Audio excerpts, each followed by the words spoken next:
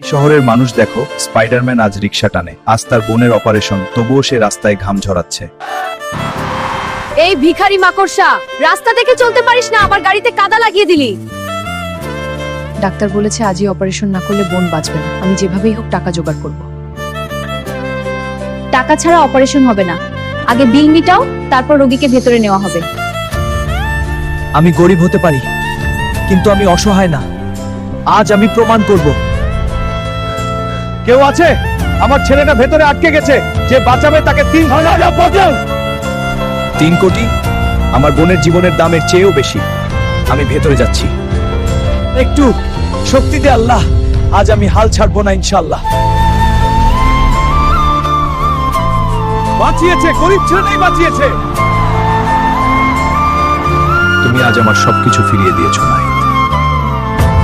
এই নাও 3 কোটি টাকা। অপারেশন শুরু করবে, টাকা কোনো সমস্যা না। এত টাকা তুমি কোথায় পেলে নাহিদ? ভাইয়া, তুমি আমার আসল সুপারহিরো। আরে সবই আল্লাহর করুণা। এখন সবাইকে বলো এখানে লাইক, কমেন্ট, শেয়ার ও সাবস্ক্রাইব করে দিতে।